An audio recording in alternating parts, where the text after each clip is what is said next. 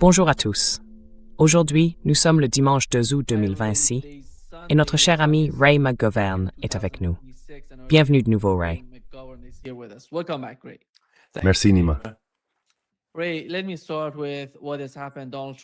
commençons par ce qui s'est passé. Donald Trump a finalement décidé d'annuler l'attaque, qui aurait pu être dévastatrice pour toute la région, pour l'Asie occidentale, car il parlait de frapper les réseaux électriques ainsi que des infrastructures civiles. Il y a eu des discussions entre Donald Trump et, semble-t-il, MBS, le prince héritier d'Arabie Saoudite, qui a appelé Donald Trump. Des discussions étaient en cours entre l'Iran et les médiateurs, essentiellement le Pakistan, Asim Munir, le chef de l'armée pakistanaise, ainsi que le ministre turc des Affaires étrangères, qui communiquait à la fois avec les Iraniens et les Américains. Et finalement, nous voyons Donald Trump décider de ne pas attaquer l'Iran. Quelle est votre compréhension de cette situation et de la manière dont Donald Trump a décidé d'annuler cette attaque? Qu'est-ce que nous pouvons en tirer et quelle est la voie à suivre?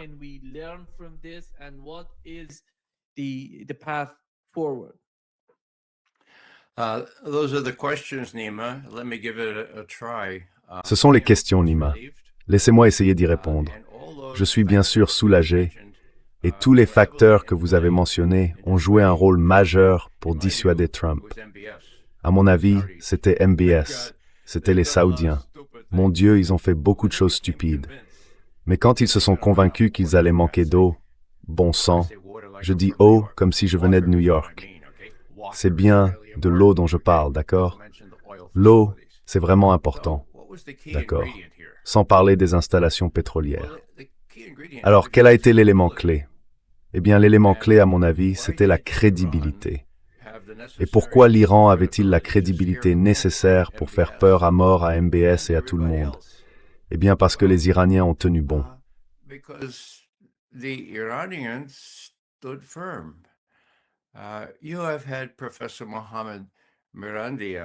Vous avez reçu le professeur Mohammad Marandi. Je l'ai regardé ces 2 derniers jours. J'imagine que s'il reste un tant soit peu de bon sens à la Maison-Blanche ou au département d'État, il regarde aussi ses interviews. À mes yeux, il y avait une détermination ferme, inflexible, fière de plusieurs siècles, qui disait en substance « Écoutez, nous ferons ce que nous disons que nous allons faire. Si vous lancez cette grande offensive, oubliez tous vos alliés du Golfe et oubliez vos bases.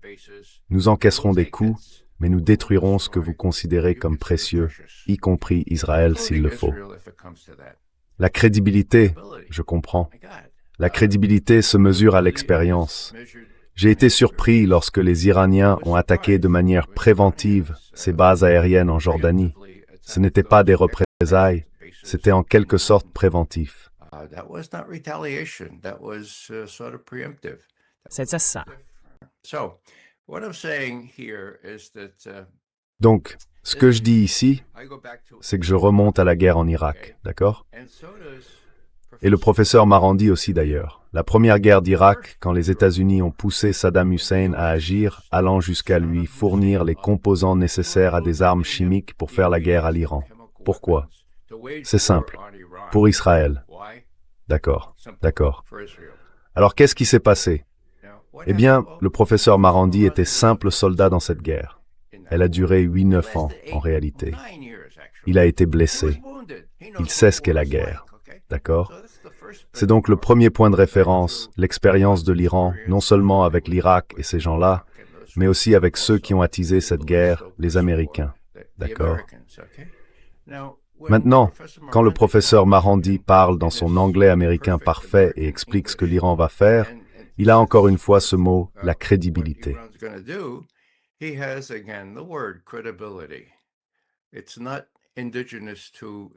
Ce n'est plus originaire d'Amérique. La crédibilité a disparu, d'accord? Mais quand je parle de sa crédibilité, revenons à l'époque où les États-Unis et le Royaume-Uni ont envahi l'Irak en 2003. Ce n'est pas si loin, d'accord? En 2003, il y avait un type surnommé Baghdad Bob. Vous vous souvenez de lui, je pense. Vous savez, si ce n'avait pas été aussi grave, ça aurait été drôle. Mais c'était le porte-parole de ce qui restait du régime de Saddam Hussein. Et il disait, il n'y a aucun char américain nulle part à proximité. Oh, attendez une seconde, il y en a bien quelques-uns. C'était risible. Eh bien, à l'autre extrémité du spectre, à 180 degrés, vous avez le professeur Mohammad Marandi, avec la crédibilité qui vient du fait de faire ce que l'Iran avait menacé de faire en représailles. Et dans le cas de la Jordanie, de manière préventive, ce qu'ils disent qu'ils vont faire.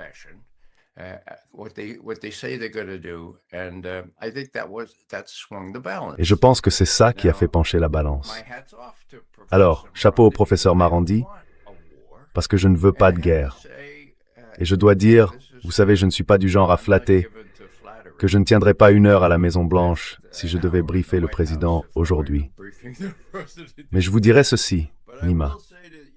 Quand vous faisiez vos propres émissions, eh bien, vous vous appuyiez sur votre expérience et sur votre connaissance de ce qui se passait sur le terrain.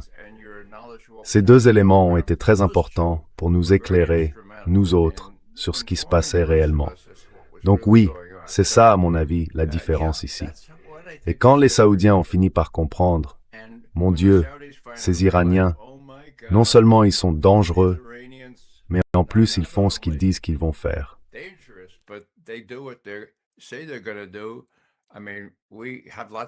Je veux dire, nous avons beaucoup d'or et nous avons beaucoup de pétrole et de gaz, mais on ne peut pas boire ça. Nous avons besoin d'eau. D'accord? Je pense que c'est ça qui a fait la différence. Désolé de m'étendre autant, mais ça a été tellement intéressant à suivre cette dernière semaine, bon Dieu. Jusqu'ici, tout va bien. J'espère que les États-Unis ont retenu la leçon. C'est une bonne chose que les Pakistanais, les Turcs et MBS, surtout MBS, aient repris leurs esprits, au moins dans la mesure où ils ont réussi à persuader, je ne vais pas employer d'adjectif, Trump, Hegseth, Rubio et tous les autres, que ce n'est vraiment pas une bonne idée.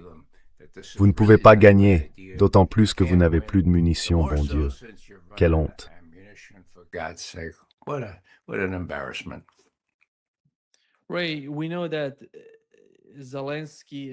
Ray, nous savons que Zelensky et les Ukrainiens jouent, d'une manière ou d'une autre, un certain rôle en Asie occidentale. Cela vient de la formation qu'ils ont dispensée à ces forces en Syrie, le HTS, comme on l'appelle. Et le nouveau gouvernement en Syrie est dirigé par le chef du HTS, Hayat Tahrir al-Sham, al-Jolani, l'ancien al-Jolani, qui s'appelle aujourd'hui al-Shara. Ils étaient à Idlib, ils y avaient leurs drones. Et récemment, des responsables irakiens nous ont appris qu'il y avait certaines cellules ukrainiennes, comme ils les appellent. Elles essayent de manipuler tout le système politique en Irak, ou peut-être de créer de nouvelles hostilités entre les différentes factions irakiennes.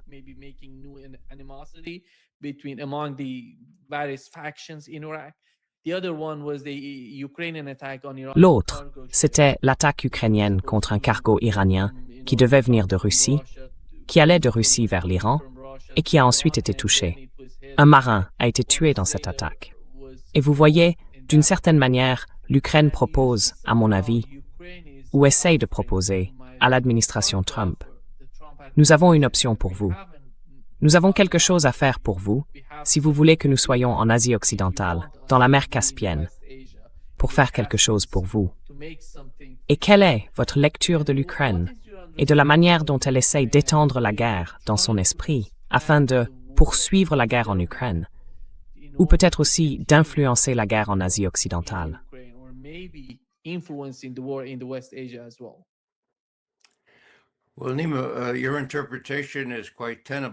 Eh bien, Nima, votre interprétation se défend tout à fait. Moi, j'ai une vision plus étroite, plus cynique. Premièrement, je ne suis pas sûr que la personne qui a tiré sur ce navire, dans la mer Caspienne, savait ce qu'elle faisait, bon sang. Est-ce qu'elle savait que c'était un navire iranien? Et oui, ils ont tué une personne. Ce qui me frappe, c'est que les Iraniens ont vraiment fait comprendre qu'ils ne toléreraient pas ce genre de choses. Et n'est-il pas vrai que les Ukrainiens et les Iraniens ont en quelque sorte réglé leurs différends et dit « bon, ça ne se reproduira pas ». Je crois avoir lu ça. Quoi qu'il en soit, on n'en a pas fait toute une histoire.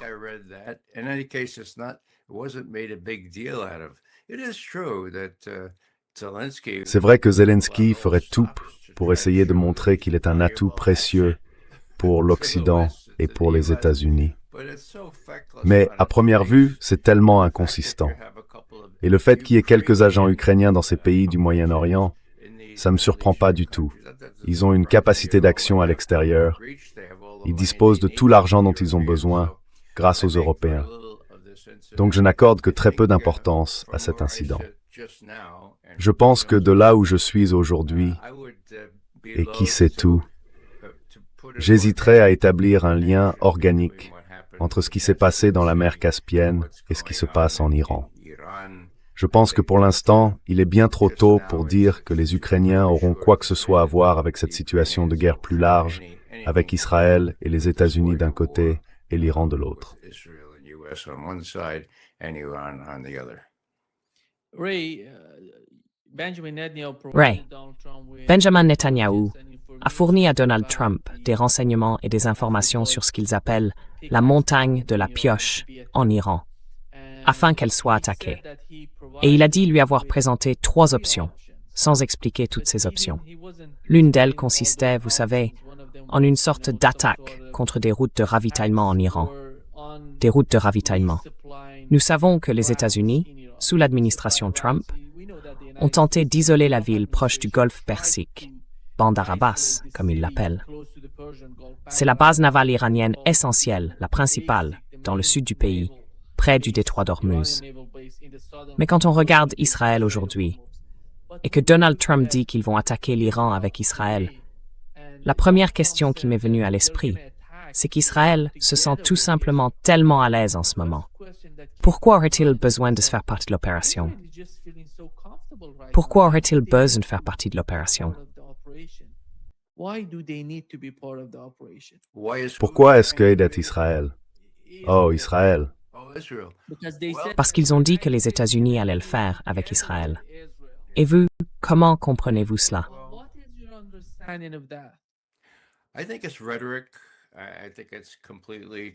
Je pense que c'est de la rhétorique.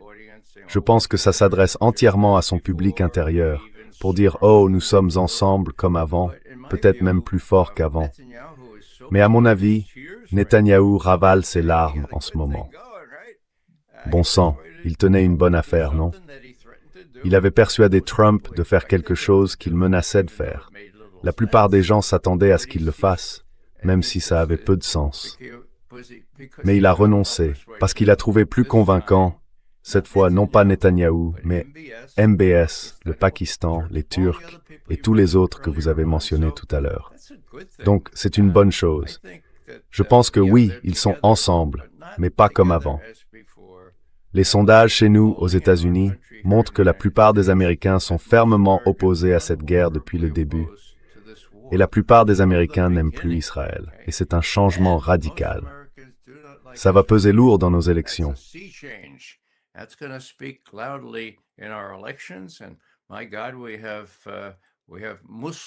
Et mon Dieu, on voit des socialistes démocrates musulmans être élus, dans tous les sens, partout. Je veux dire, il y a un changement radical là. Trump doit maintenant regarder les élections de mi-mandat. Comment va-t-il gérer ça? Et vous savez, il y a peut-être maintenant la perspective de discussions raisonnables, fondées peut-être sur les 14 points, peut-être sur le protocole d'accord, je ne sais pas. Mais il y a suffisamment d'éléments là-dedans. Il y a assez de points sur lesquels, franchement, Trump a cédé. Il pourrait s'appuyer là-dessus et présenter tout ça comme un moyen pour Trump de faire marche arrière. Alors laissez-moi vous donner une idée. Elle n'est pas de moi. J'ai pas beaucoup d'idées originales. Elle vient d'un bon ami, il a dit, voilà une porte de sortie, voilà une rampe de sortie, en quelque sorte, pour le président Trump. Que le Congrès fasse appliquer la loi qui exige que la Maison-Blanche demande l'autorisation avant de commencer une guerre, l'autorisation du Congrès.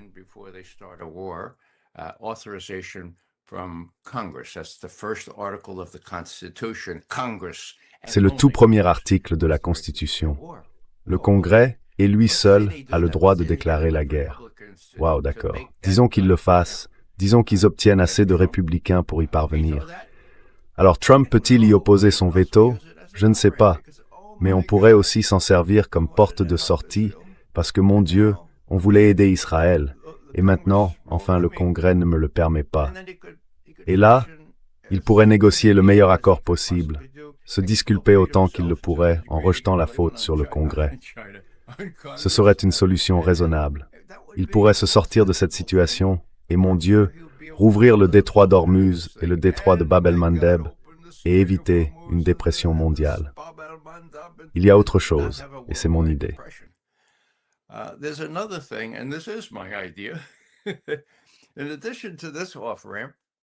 En plus de cette proposition, pourquoi ne dit-il pas « J'ai obtenu des Iraniens qu'ils s'engagent noir sur blanc à ne pas chercher à se doter de l'arme nucléaire. C'est moi qui les ai amenés à le faire. Regardez là, c'est bien ça. C'est là. Qu'est-ce que vous racontez? Vous voyez, c'est là. Ce serait facile, non? Et vous connaissez le contexte, tout votre public le connaît. Les Iraniens ont officiellement déclaré qu'ils ne cherchaient pas à se doter de l'arme nucléaire. La CIA et d'autres agences crédibles, quand elles disaient la vérité, ont réaffirmé cette évaluation depuis 2007, en disant que l'Iran avait cessé de travailler sur une arme nucléaire en 2003. D'accord. Est-ce qu'il travaillait sur une arme nucléaire avant 2003? Mon meilleur ami Gareth Porter, qui a écrit le livre sur le sujet, dit littéralement que non. Tout ça venait des renseignements israéliens. Bon sang.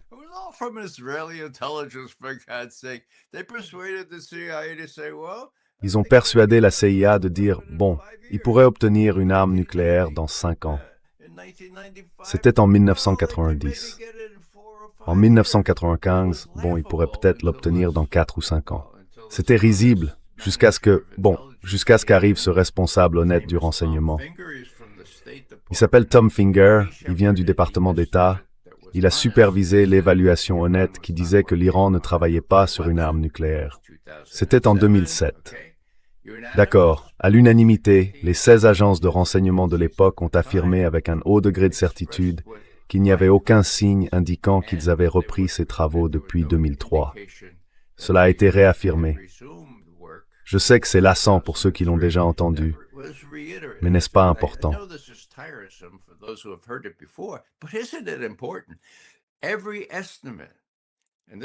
Toutes les estimations.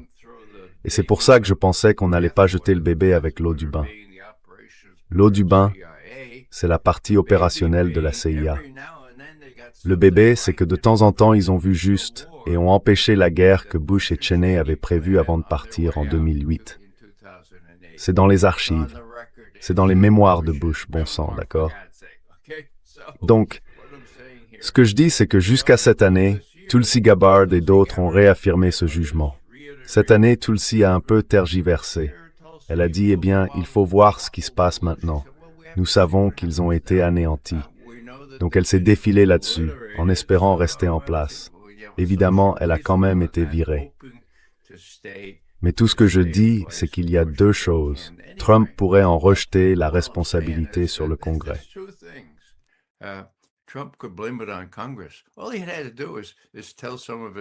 Il lui suffirait de dire à quelques-uns de ses élus républicains au Congrès et au Sénat, « Bon, allez, faites passer ce fichu truc, ensuite je m'en servirai comme prétexte pour arrêter la guerre. » À peu près comme la guerre du Vietnam aurait dû s'arrêter en 1973. D'accord? Il pourrait donc s'en servir comme prétexte. Et vous savez, s'il voulait en rajouter, il pourrait se vanter, « Regardez, regardez ça. J'ai la signature de Pezeshkian là-dessus. Regardez, c'est écrit qu'ils ne fabriqueront pas d'armes nucléaires. » Parce que bien sûr, c'est pour ça qu'on y est allé, pas pour un changement de régime. Non. Donc bon, d'accord, on s'en va. Encore une fois, je vais le répéter. Je parierais qu'environ 65 à 70% des Américains, pas les gens qui regardent cette émission, mais les Américains dans leur ensemble, seraient choqués et ravis si Trump leur disait « J'ai obtenu des Iraniens qu'ils arrêtent de travailler sur une arme nucléaire. Pourquoi? »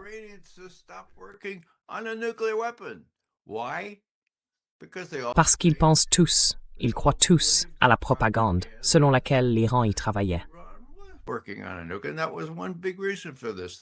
Et c'était une raison majeure de tout ça. Donc d'une certaine façon, ce lavage de cerveau, ces mensonges, pourrait être retourné à son avantage en choquant les gens à qui on a menti et en disant « Non pas on vous a menti, mais oh, on a mis fin aux mensonges, la menace n'existe plus. » Et alors, il pourrait faire rouvrir ce fichu détroit. Voilà le grand enjeu, évidemment. Si c'est ce qu'il faut. Mon ami et moi, nous pensons que ce sont là deux portes de sortie possibles, ou qu'il pourrait les utiliser conjointement. Enfin bref, c'est difficile de trouver des portes de sortie pour Trump. Mais maintenant qu'il a arrêté de fanfaronner, comme il le faisait ces derniers jours, peut-être qu'il écoutera la raison. Peut-être que quelqu'un d'intelligent viendra le voir et lui dira « Écoute, tu sais, il y a des moyens de te sortir de là. » Et est-ce que je l'ai déjà dit? Faites rouvrir le détroit. Bon sang.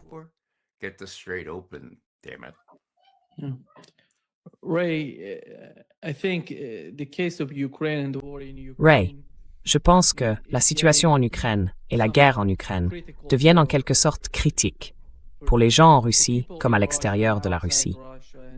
Les gens se demandent quelle sera la prochaine étape de la part de la Russie. Nous savons que deux scénarios sont avancés. Le premier, c'est que la Russie intensifie la guerre, peut-être d'une manière qui deviendrait insupportable pour l'Ukraine, avec des destructions massives pour le pays.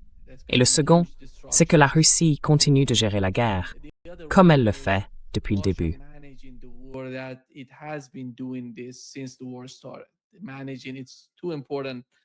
Gérer ces deux enjeux est essentiel pour les Russes depuis le début de la guerre.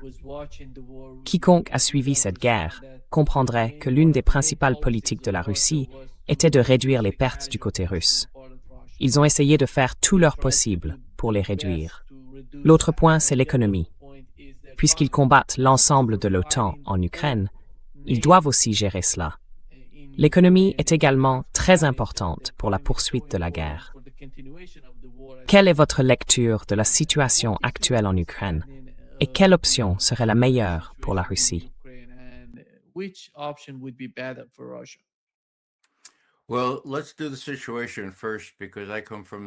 Bon, commençons par la situation, parce que je viens de l'école réaliste des relations internationales. Je l'ai appris tardivement, mais c'est là que je me situe. Les Ukrainiens n'ont pas de défense aérienne.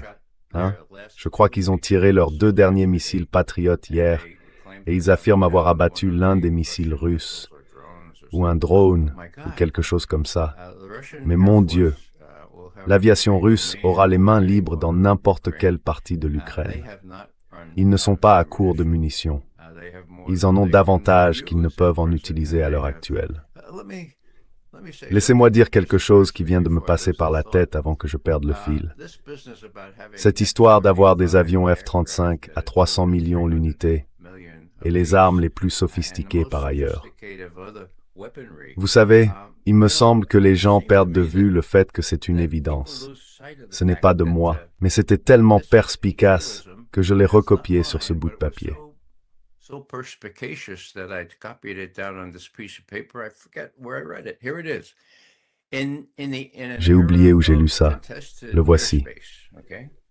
À une époque où l'espace aérien est disputé, d'accord, quand vous avez besoin de dominer, les armes les plus avancées ne garantissent pas la supériorité aérienne. Non, non. Les armes les plus avancées ne garantissent pas la supériorité aérienne. Pas plus qu'elles ne garantissent le succès stratégique. Ce qui compte, ce sont plutôt les stocks les plus profonds. Alors on ne parle pas du New Yorker, où, vous savez, on parle de magasins où l'on stocke et conserve des armes, d'accord? Donc ce sont les stocks les plus profonds, l'éventail défensif le plus large, vous savez, des systèmes d'armes diversifiés, et la capacité industrielle à reconstituer la puissance de combat sous le feu. C'est ça qui détermine l'issue. Waouh, n'est-ce pas une manière concise de dire que, vous savez, la Russie possède tout ça?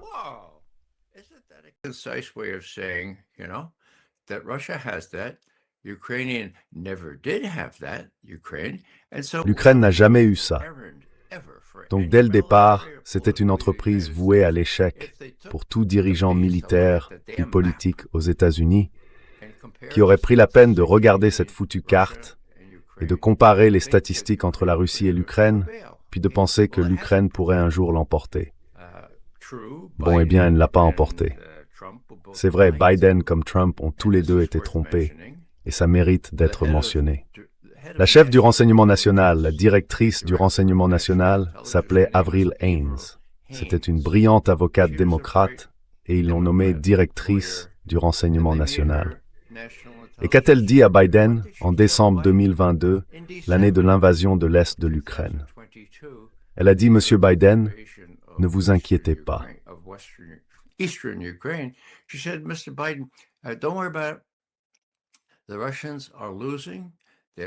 Les Russes sont en train de perdre. Ils abandonnent leurs armes sur le champ de bataille. Et écoutez bien, Monsieur le Président, ils n'ont aucune capacité nationale pour reconstruire les armes qu'ils laissent en désordre sur le champ de bataille. Décembre 2022. D'accord. Et elle l'a dit publiquement en janvier 2023.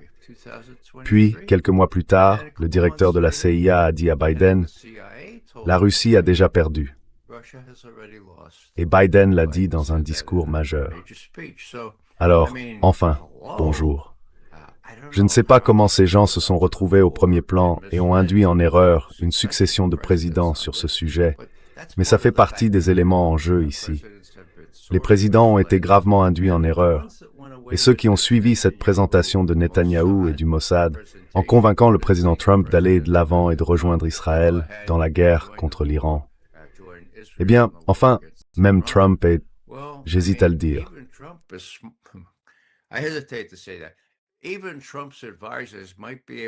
Même les conseillers de Trump pourraient peut-être être suffisamment embarrassés pour dire « Bon, Monsieur le Président, là, on s'est trompé. Voici une porte de sortie. Voyons si on peut trouver un moyen de sortir de ça. » Mais, pour l'amour de Dieu, les Saoudiens vont retirer leur argent. On va passer à la monnaie chinoise. Enfin, ça va être terrible. Les Saoudiens sont vraiment très mécontents maintenant parce qu'ils ont peur de ne plus avoir d'eau à boire. Alors, s'il vous plaît, faisons quelque chose. J'en rajoute un peu, mais juste un peu, parce que ce qui s'est passé est tellement stupide. Et des portes de sortie sont possibles maintenant. Mais le renseignement doit être meilleur. Le président doit comprendre qu'il a été induit en erreur, et pas seulement par Netanyahou.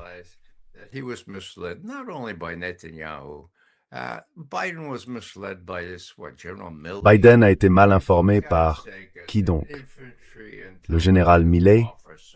Enfin, bon sang, en tant qu'officier de renseignement dans l'infanterie, je savais que la première chose à faire, c'est d'évaluer les forces relatives de l'ennemi, les types d'armes dont il dispose, la météo, le terrain, bon sang, ainsi que les lignes de communication et de ravitaillement.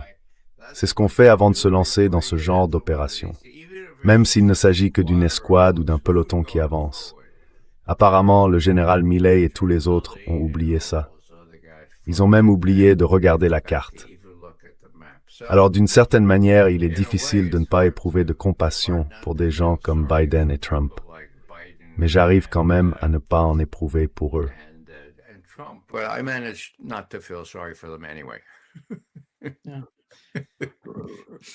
Ray, mais en ce qui concerne la guerre, pensez-vous qu'il y a encore... Voyez-vous toujours un risque d'utilisation d'armes nucléaires en Ukraine ou même en Asie occidentale? Peut-être. Je ne sais pas comment, parce que c'est, à mon avis, l'une des questions les plus importantes dans les guerres en cours, à la fois en Asie occidentale et en Ukraine. Selon vous, à quel point est-ce sérieux?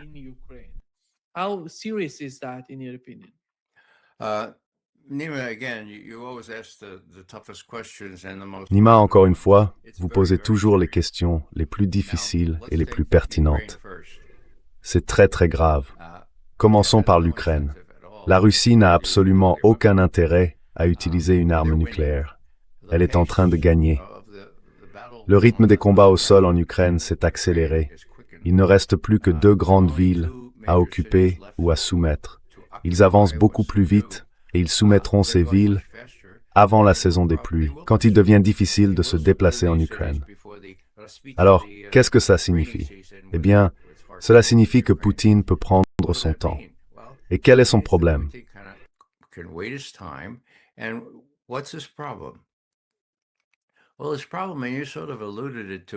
Eh bien, le problème, et vous y avez un peu fait allusion tout à l'heure, c'est que ça fait presque 5 ans maintenant, bon sang. Les gens s'impatientent. Enfin, allez. Pourquoi ne pas en finir avec eux, bon sang? Pourquoi avancer si lentement? Ce que je trouve intéressant, et cela fait longtemps que j'observe les dirigeants soviétiques et russes, c'est que Poutine ne fuit pas ses problèmes. Il a dit publiquement, « Vous savez, j'ai été trompé lorsque l'Occident a concocté ces accords de Minsk en 2014-2015. Ils m'ont trompé, ils m'ont eu. Même,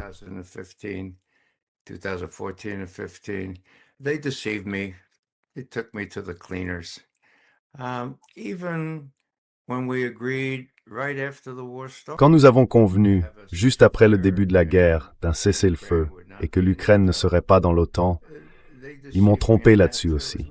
En fait, c'est ce qu'il a dit. Il l'a dit le 9 mai, pour la victoire sur l'Ukraine. Il a tenu une longue conférence de presse, une fois que tout était terminé. Je ne vois pas comment il pouvait rester éveillé, mais il l'a fait. Voilà ce qu'il a dit. Écoutez, vous savez, je vais vous confier un secret. C'est un secret diplomatique, ça n'avait jamais été révélé auparavant. Mais souvenez-vous, environ 4 semaines après le début de la guerre, nous avions tous ces chars déployés contre, pas tout près, mais assez près, Kiev. Vous vous en souvenez? Bon. Eh bien, vous savez, Macron m'a appelé. Macron, d'accord. Et nous l'avons enregistré en gros. D'accord, d'accord, nous avons ça.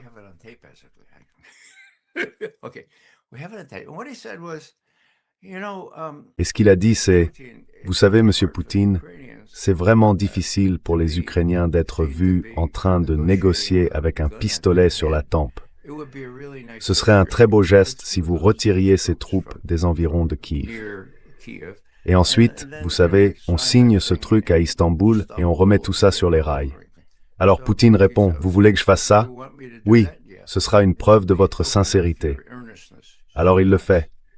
Et juste après, Boris Johnson est envoyé par les États-Unis et le Royaume-Uni. Il dit au fait, oubliez cet accord. On vous soutiendra aussi longtemps qu'on le pourra, aussi longtemps qu'il le faudra, c'est ce qu'il a dit. Et n'acceptez pas cet accord. Et l'accord a été jeté, il a été déchiré. Donc ce que je dis, c'est que Poutine a reconnu, écoutez, ces gens ne sont pas fiables, je ne peux pas leur faire confiance. D'accord?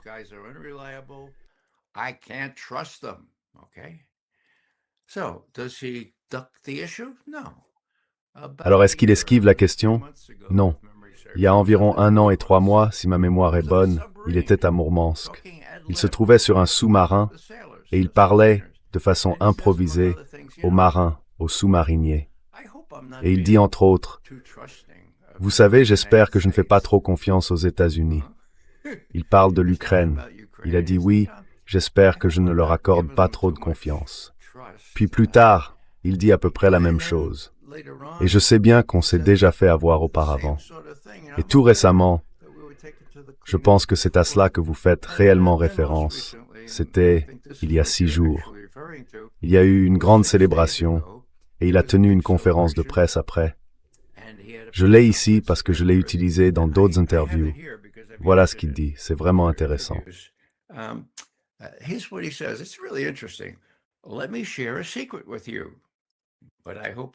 Laissez-moi vous confier un secret, mais j'espère que notre collègue ne m'en voudra pas. Lors de la remise des décorations d'État, tout à l'heure, l'un des récipiendaires m'a chuchoté à l'oreille, je cite, « Nous gagnerons, mais nous devons être plus audacieux. Nous ne pouvons pas attendre que cela se produise. » Fin de citation.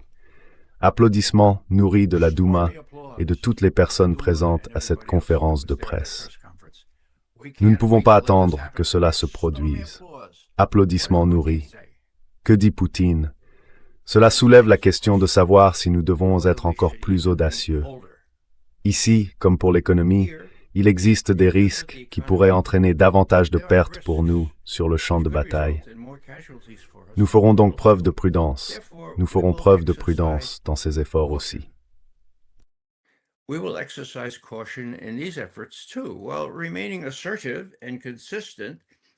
Tout en restant ferme et cohérent dans notre volonté d'atteindre les objectifs que le pays s'est fixés, nous les atteindrons. Alors quel est mon point essentiel? L'escalade a déjà eu lieu. Je veux dire, autant les Ukrainiens ont pu détruire d'entrepôts de type Amazon, autant les Russes ont mené des attaques d'une ampleur inédite jusqu'ici. Ils ont frappé des structures civiles impliquées dans l'effort de guerre qui construisent et produisent des armes. Ils ont fait davantage de victimes civiles qu'auparavant. Vous avez évoqué la réticence de Poutine à subir des pertes. Oui, les pertes russes sur le champ de bataille, mais aussi les victimes civiles en Ukraine.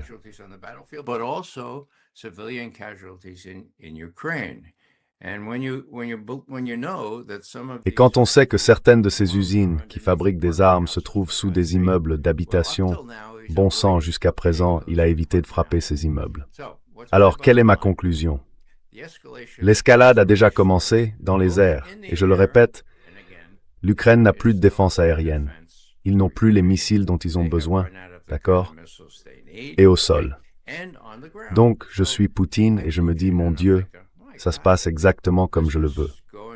Je limite nos propres pertes. À l'automne, quand arrivera la saison des pluies, nous serons en très bonne position. Il n'y a pas de défense aérienne en Ukraine. Pourquoi ferais-je quelque chose de plus dangereux comme frapper des pays de l'OTAN? Or, c'est ce que beaucoup de gens disent qu'il faudrait faire.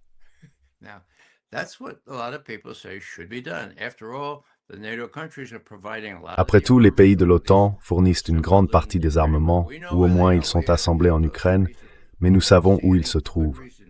On devrait frapper ces bases. Eh bien, je ne vois aucune bonne raison de le faire, pour toutes les raisons que j'ai mentionnées, et aussi parce que, vous savez, je l'ai déjà dit, mais je pense qu'il faut le répéter. Quand vous avez un président versatile, imprévisible, qui a les codes nucléaires entre les mains et qui prétend encore faire partie de l'OTAN, d'accord? Eh bien, si vous aviez un membre de l'OTAN, disons l'Estonie ou la Lettonie, qui ont toutes deux autorisé des drones ukrainiens à utiliser leur espace aérien pour aller à Moscou et frapper des installations du type Amazon, n'est-ce pas? Si vous faites ça, alors, eh bien, la situation est celle que j'ai décrite auparavant.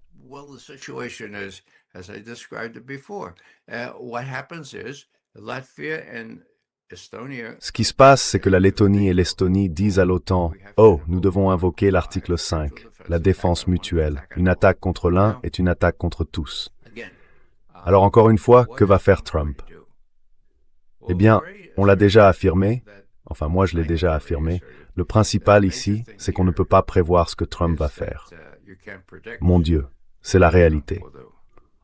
D'accord, donc là je suis Poutine et je demande à mes conseillers, vous dites qu'on devrait aller frapper ces endroits en Lettonie où ils assemblent ces choses.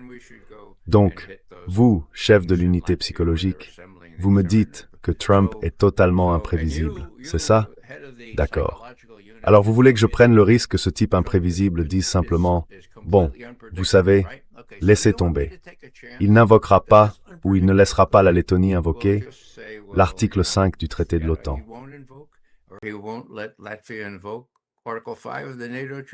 Laissez tomber.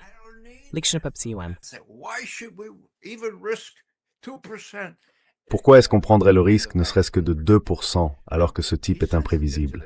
Or, il est sensible à ça. Je parle de Poutine. Il a envoyé ses gens s'exprimer. Et c'est intéressant.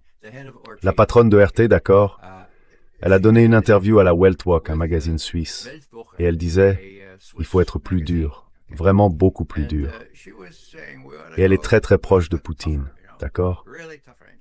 Puis l'intervieweur lui demande « Alors, quand faut-il commencer à être plus dur ?» Et elle répond « Vetchera, demain. Hier, pas demain. Hier, hier. » Bon, elle va vraiment très loin. Et puis Peskov intervient, lui aussi interrogé par le même intervieweur. Et qu'est-ce qu'il dit? Il dit que c'est un vrai problème et que vous savez, l'article 5 du traité de l'OTAN ne sera probablement pas invoqué. Alors est-ce que ça va à l'encontre de ce que Poutine veut faire passer? Je ne pense pas. Ces gens-là sont loyaux. Ils jouent le rôle du méchant flic.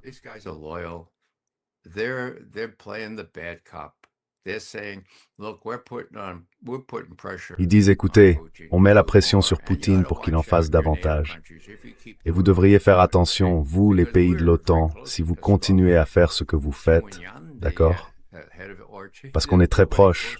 Peskov, Simonian, la directrice de RT, je ne connais personne de plus proche de Poutine. Ça, j'en suis sûr. Donc c'est un jeu. Autrement dit, Bon, c'est que mon point de vue et je me suis trompé bien des fois. Il y en a qui disent « Non, c'est vraiment sérieux. Et si Poutine ne s'affirme pas davantage, de façon plus virile, alors il va être renversé. Ou bien les prochains. » Moi, je n'adhère pas encore à ça. Pour toutes les raisons que j'ai mentionnées, il est en train de gagner. J'ai un dialogue avec certaines de ces personnes qui disent qu'il devrait maintenant en faire plus. Et nous avons un dialogue très respectueux. Mais je ne suis tout simplement pas convaincu que Poutine... Enfin, parfois, quand je me fatigue, je leur dis « Écoutez, donc vous dites que vous êtes plus intelligent que Poutine, c'est ça ?»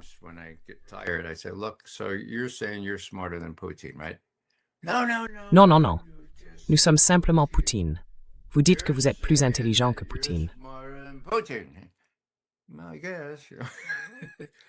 Eh bien, je suppose.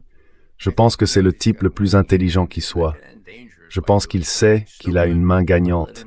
Il ne va pas la mettre en danger en faisant quelque chose de stupide, en se laissant provoquer par les Européens et les Ukrainiens. D'autant plus qu'ils sont à court d'armes. Et soit dit en passant, les Américains aussi sont à court d'armes face à l'Iran. Et cela fait partie, me semble-t-il, du recul de Trump. C'est très clair. Le New York Times et le Wall Street Journal rapportent cette information.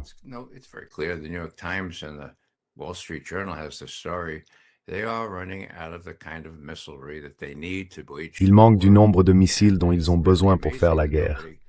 Et c'est vraiment incroyable que personne n'ait vérifié les stocks. Juste un dernier mot. Dimanche dernier, Tim Walz, notre estimé représentant à l'ONU, était interviewé dans l'une de ses émissions politiques du dimanche. Et donc elle lui dit, enfin l'intervieweuse lui dit, « Alors, Tim Walz, qu'en est-il de ces pénuries de munitions ?» Il répond, « Oh, c'est la faute de Biden. » Et plus tard, il dit, « Non, il n'y a pas de pénurie. » Alors, c'est quoi? C'est la faute de Biden, mais il n'y a pas de pénurie. Bien sûr qu'il y a des pénuries. Tout le monde le sait, non?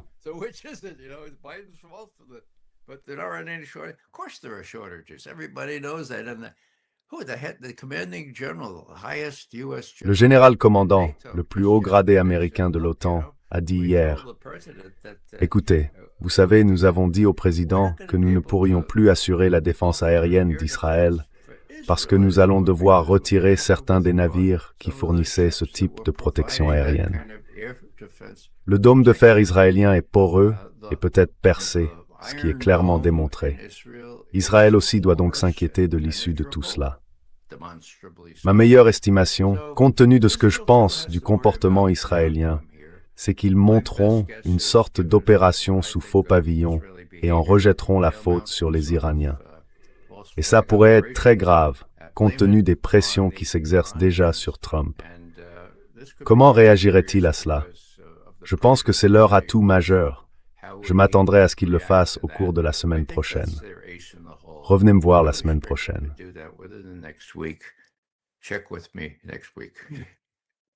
Ray, je pense que, concernant l'opération sous faux drapeau, ils ont tout essayé depuis le début de la guerre. Ils ont utilisé des drones contre l'Azerbaïdjan, la Turquie, et récemment, il y a eu de nouvelles attaques de drones. Je dirais peut-être la dernière attaque contre l'Arabie saoudite, les attaques en Égypte, à propos desquelles le ministre iranien des Affaires étrangères est intervenu en disant « Nous n'étions pas derrière cette attaque ». L'attaque de drones contre des navires américains en Égypte. Et tout cela est très important.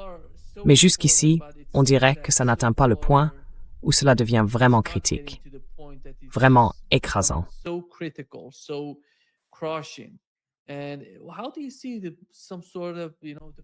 Et comment voyez-vous, disons, la possibilité d'une opération sous faux drapeau aux États-Unis? Parce que les Israéliens en parlaient du moins. On a entendu Naftali Bennett en parler. Et vous voulez vraiment vous retirer d'Asie occidentale? C'est Naftali Bennett qui l'a dit.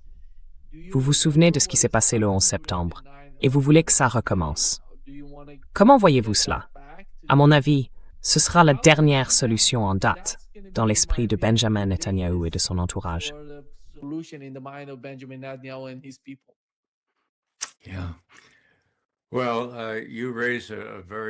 Eh bien, Vous soulevez une question très sérieuse et tout à fait légitime. J'allais le dire, la première partie de vos remarques, une opération sous fausse bannière pourrait facilement être organisée par ces Israéliens très sophistiqués. Ils pourraient couler un navire américain et en faire porter la responsabilité à l'Iran de manière plausible. Je veux dire, si vous regardez ce qui s'est passé ici il y a de nombreuses années, en 1967, ils ont précisément essayé de faire ça avec l'USS Liberty. Ils l'ont attaqué depuis les airs, ils lui ont tiré des torpilles, ils ont tué 34 personnes, 34 membres de la marine américaine. Ils en ont blessé 174. Ils étaient sur le point de le couler lorsqu'un marin débrouillard a envoyé un SOS. Les Israéliens ont vu le SOS. Il y avait des porte-avions américains dans la zone. Ils ont déguerpi à toute vitesse. D'accord?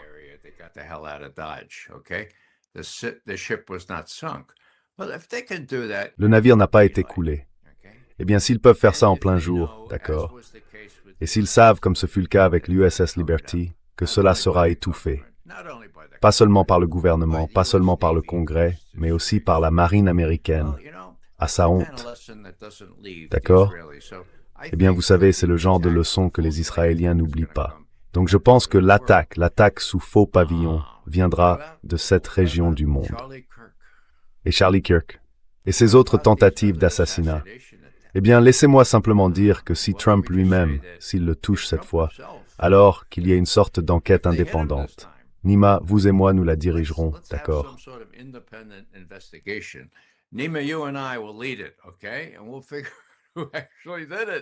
Et on déterminera qui l'a réellement fait. Parce que les Israéliens sont partout. Et vous savez, les Israéliens qui dansaient le 11 septembre. Et vous savez que John Kennedy, il ne voulait pas qu'Israël obtienne l'arme nucléaire. Il était vraiment très ferme là-dessus. Qu'est-ce qui lui est arrivé? Je ne dis pas qu'Israël était la seule chose qui ait motivé son assassinat, mais je pense que ça a joué un rôle. Donc oui, vous soulevez un point intéressant, surtout quand Naftali Bennett dit ce genre de choses. Alors oui, soyons prudents. Et quand ça arrivera, si ça arrive ici aux États-Unis, toi et moi, Nima, menons une enquête indépendante, si tu es partant. Oui, oui. Merci, Ray. Merci beaucoup d'être avec nous aujourd'hui. C'est toujours un grand plaisir. Je vous en prie, Nima. Merci de me recevoir.